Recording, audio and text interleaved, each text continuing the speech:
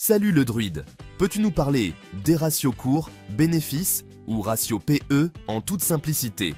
Explique-nous s'il te plaît, à quoi ça sert, où trouver l'information et comment l'utiliser? Il suffit de le chercher sur n'importe quel site ou application financière je suppose. Tu as un exemple? Le PER est un ratio très connu qui permet d'évaluer en fait si une entreprise est surévaluée ou sous-évaluée par rapport entre guillemets à son chiffre d'affaires et notamment surtout à ses bénéfices puisque ça évalue en gros la capitalisation, la valeur du prix, la valeur de l'entreprise par rapport à ses bénéfices. Et donc je vais vous montrer comment on peut trouver cette information et surtout comment l'utiliser globalement, et on va voir enfin pourquoi sur ASML c'est pas très pertinent de se fier qu'à ça. D'ailleurs d'une manière générale on n'investit pas uniquement grâce à ce ratio, c'est un ratio très intéressant qui nous donne des indications, mais on ne va pas investir sur des sociétés juste sur base de ce ratio.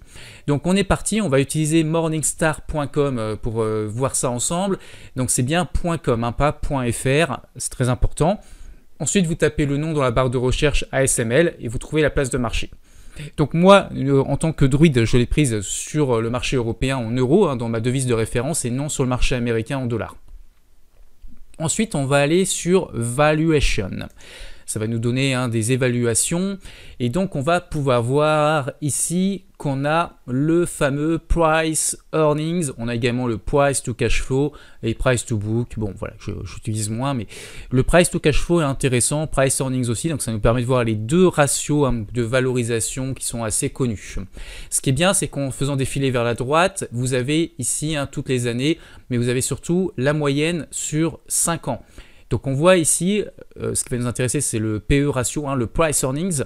On voit qu'on est à 11,20 sur la moyenne et qu'actuellement on est à 13,46. On voit qu'en 2023 on est à 9,74, 10, 15, 12, bref, à part en 2021 où on était à 15, globalement on est quand même très cher sur l'entreprise, même à l'heure actuelle avec la baisse qu'il y a eu récemment. Donc là, on peut se dire c'est surévalué, c'est pas le moment d'acheter, il vaut mieux attendre et on peut se dire ça risque encore de baisser ou en tout cas de stabiliser. Donc voilà ce que le ratio nous dit. Donc parfois c'est pertinent, parfois c'est moins pertinent. Les PER moyens dépendent aussi des secteurs. Donc ce ne sera pas la même chose pour le secteur bancaire que pour le secteur des semi-conducteurs ou des secteurs des techs. Les techs sont généralement beaucoup plus surévalués que ça. Le price to cash flow, on peut voir que la moyenne est de 42, on est actuellement à 50, là encore on est surévalué. Voilà, on est vraiment, a priori d'après ces ratios, l'entreprise est trop chère. Alors petite précision, j'ai inversé en fait les lignes price to sales avec price earnings et la ligne d'en dessous, donc j'ai un petit décalage, mais l'idée est exactement la même, vous comprenez. De toute façon, quel que soit le ratio parmi les trois ratios que je suis en train de vous montrer, eh bien l'entreprise semble surévaluée. Donc voilà, le principal c'est que vous compreniez l'idée essentielle sous-jacente, et je vous redonne la suite de la vidéo. Mais ce qu'il faut comprendre, c'est que ce ratio ne prend pas en compte les perspectives d'évolution et de croissance pour l'année prochaine. Donc là, ça se base sur les bénéfices de l'année actuelle, et comme les bénéfices sont en baisse, forcément, elle paraît plus chère. Maintenant, si l'entreprise se remet à faire de la grosse croissance pour 2025 ou sur le dernier trimestre de 2024 par exemple, forcément ce ratio va évoluer et il va baisser puisque les bénéfices vont augmenter par rapport à la valorisation actuelle. Donc dans l'état par rapport aux données qu'on a actuellement sur les bénéfices, effectivement elle est chère, mais par contre peut-être que par rapport aux perspectives d'avenir des futurs bénéfices, en réalité sur les niveaux actuels, elle n'est pas chère. Et c'est là qu'il faut faire une analyse beaucoup plus globale et pas uniquement se fier à ce ratio. Et nous allons voir pourquoi est-ce qu'on pense qu'il y a des perspectives qui peuvent être intéressantes et pourquoi on pense que prendre des lignes maintenant, c'est déjà intéressant pour le futur. Ok. Le ratio PE, c'est un peu comme un code secret pour évaluer les actions d'une entreprise. Il permet à la fois de comparer une valeur par rapport à la moyenne de son secteur et ses concurrents, et également par rapport à sa propre moyenne de valorisation historique. C'est pratique. Du coup, qu'est-ce qui te fait penser que c'est un bon niveau d'achat malgré une survalorisation au regard de ce ratio ? Alors, pour expliquer pourquoi parfois le PE ratio n'est pas très pertinent, je vais vous donner ici le cas pratique sur ASML Holding qui est sur une année 2024 en transition. Donc ASML Holding, si vous l'avez vu sur la chaîne, c'est, comme l'a dit Panoramix, hein, c'est une valeur qu'on a achetée, qu'on a renforcée et qu'on renforcera encore très probablement si elle baissait encore beaucoup. Ce qu'il faut comprendre par rapport à ASML, c'est que si elle peut être considérée comme surévaluée par rapport à ce ratio qu'on vous a présenté tout à l'heure, eh bien, il faut comprendre aussi la situation actuelle et la situation future et les prévisions des analystes ou alors en tout cas de la société, car ce PE ratio peut être considéré comme surévalué actuellement, mais par rapport à ce qui se passera dans un an, eh ben, en réalité peut-être que le niveau actuel est sous-évalué. Donc déjà, ASML, il faut comprendre que c'est une boîte exceptionnelle avec une rentabilité très forte et un risque pour du buy and hold qui reste quand même assez important.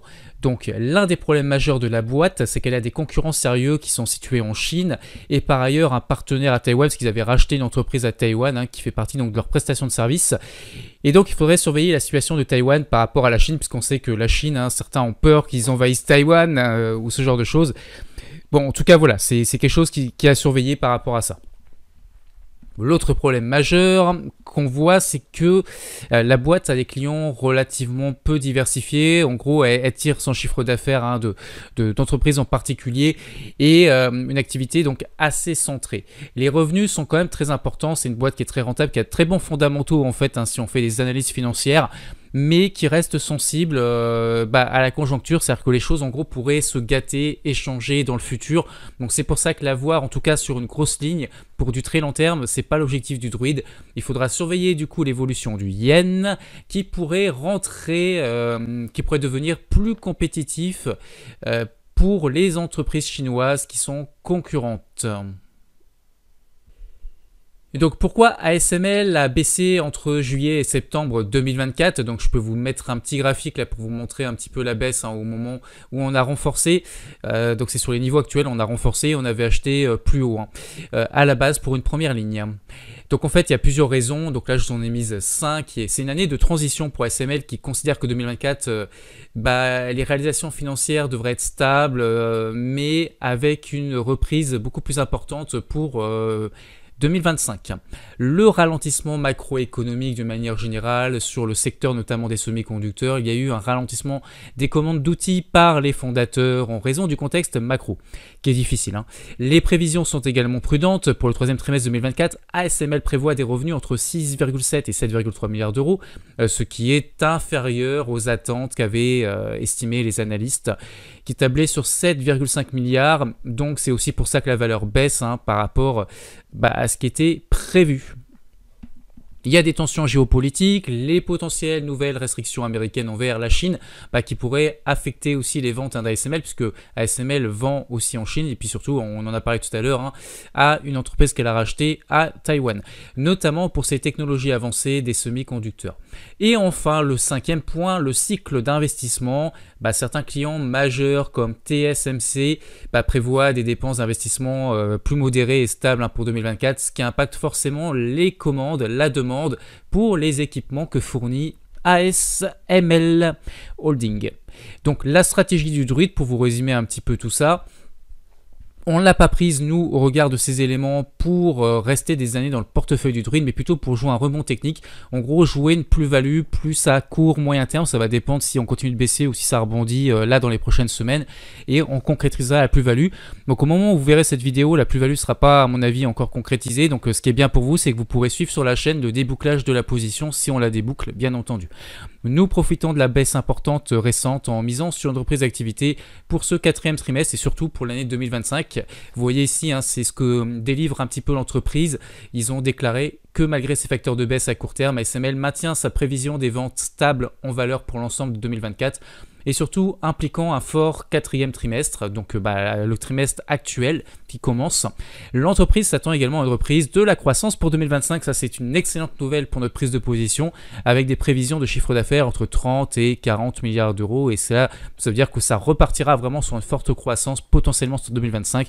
Après ça reste l'entreprise et les dirigeants qui font ces estimations, est-ce qu'ils arriveront réellement à le faire? Encore une fois, il y a des risques géopolitiques, etc. Donc ça sera à surveiller bien entendu, mais c'est pour ça qu'on a voulu investir sur cette boîte qui reste très rentable et de très haute qualité. Ok, je comprends. Rien n'est jamais garanti. Mais ça se tente.